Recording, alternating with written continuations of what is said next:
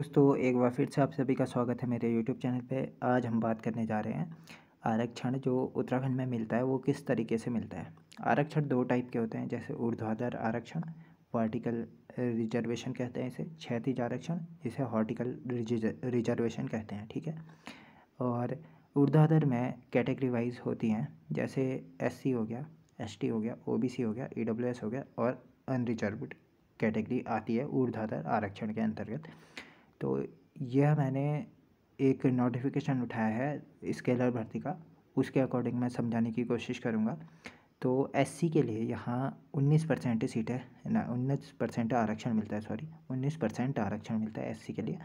ST के लिए 4%, OBC के लिए 14% और ईडब्ल्यूएस के लिए 10% आरक्षण मिलता है।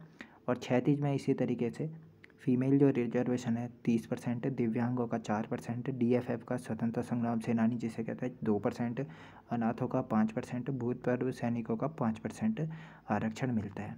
देखिए, अब ये स्केलर का एक वो था हमारे पास, जो नोटिफिकेशन है वो हमने समझाने की कोशिश करी है यहाँ पे। तो देखिए, टोटल सीटें थी इसमें 200।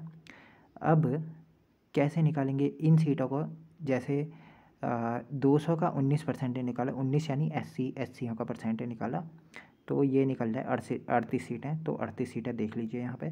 तो ऐसे करके हमने निकाला पूरा, तो 8, 28, 20 ये सीटें निकली जो रिजर्व कैंडिडेट्स हैं उनके लिए।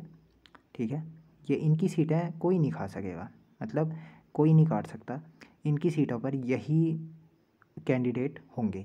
अब देखिए, जैसे जनरल की 85 गई कट ऑफ 85 गई, तो एससी के इतने तो जैसे एससी की परसेंट रही, कट ऑफ रही 65। ठीक है, 65% में सिलेक्शन हो गया है लास्ट किसी का, तो 38 के 38 मिल गए 65 में। ठीक है। और एक है जिसका 86 नंबर है, 86 नंबर वाला फिर ये अनरिजर्व वाले में चले जाएगा। ठीक है, अनरिजर्व।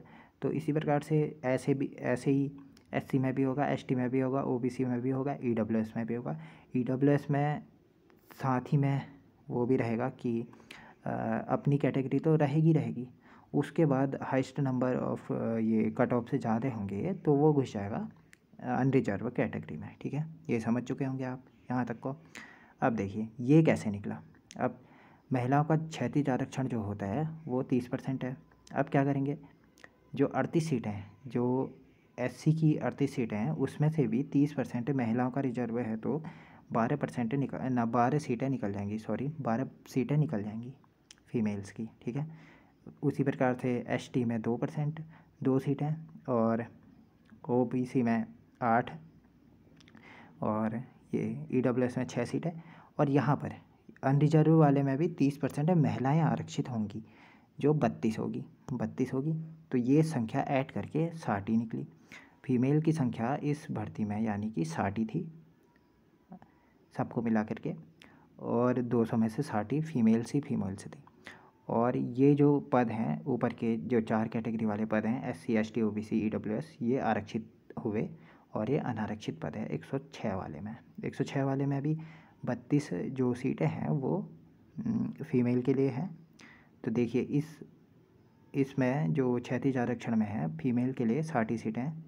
60 सीटें कैसे निकली ये यहाँ पर बता दिया गया है। 200 टोटल नंबर ऑफ पोस्ट को लिया और 30% रिजर्वेशन को लिया, फिर 60 सीटें निकल गई। इसी प्रकार से ये पूरा चार्ट हमने बना दिया। दिव्यांगों के लिए 8 सीटें निकली, डीएफएफ के लिए 4 सीटें और अनाथों के लिए 5 सीटें। अब ये अनाथ वाला मेरे समझ में नहीं आया। अनाथ वाला इन्होंने 5% रिजर्वेशन के आधार पर इसी में से काट दिया है शायद, 106 वाले में से। 106 का 106 इंटू 5 करके तो 5 सीटें निकल ली थी, 5 से 6 सीटों के आसपास। तो यहाँ पर 5 सीटें रही। और भूतपूर्व सैनिकों में भी ऐसा ही किया, 200 इंटू 5% का आरक्षण होता है, क्योंकि फिर भागा 100, तो 10 सीटें निकल ली थी। इस प्रकार से हमने जाना। तो जो ये होता है इसमें भी जो क्षैतिज आरक्षण वाले हैं, महिलाएं अपनी कैटेगरी में ही चुनी जाएंगी। जैसे कोई महिला दिव्यांग में नहीं जा सकती, कोई महिला DFM में नहीं जा सकती, ये अनाथों में नहीं जा सकती, भूतपूर्व सैनिकों में भी नहीं जा सकती। जिसके पास जो कैटेगरी है उसी में सीटें जाएंगी, ठीक है। ये समझ चुके होंगे आप कैसे रिजर्वेशन उत्तराखंड में होता है करके, कितना परसेंट है, किस किस कैटेगरी के लिए है, कितना परसेंट है करके।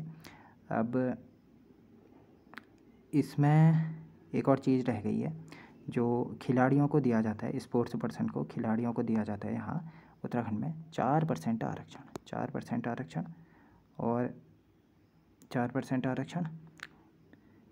और जो हाल ही में एक न्यूज़ सुनने को आ रही है कि जो ये वाला है राज्य आंदोलनकारियों को 10% आरक्षण मिलेगा करके, फिर तो हमारे लिए सीटें ही कहाँ रह जाएंगी जो अनरिजर्व कैटेगरी वाले हैं। तो देख लीजिएगा आप ऐसे आरक्षण डिसाइड होता है यहाँ उत्तराखंड में, कितनी कितनी सीटें कहाँ कहाँ बटेंगी, कैसे बटेंगी, ये सब आपको बता दिया गया है इस नोटिफिकेशन के द्वारा। स्केलर का नोटिफिकेशन था ये।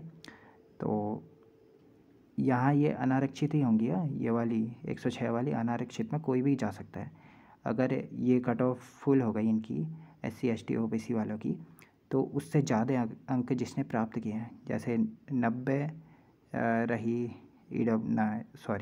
जैसे 90 रही, मान लो 90 रही जनरल कैटेगरी वालों की, जनरल कैटेगरी वालों की 90 रही, तो SC वाला कोई 90 ला गया, अपनी कट ऑफ से ऊपर ला गया, जैसे SC की कट ऑफ थी 75, तो मान लो अब 90 तो जाएगी नहीं हर एग्ज़ाम में, 85, 80, 75 ऐसे ही रहती है।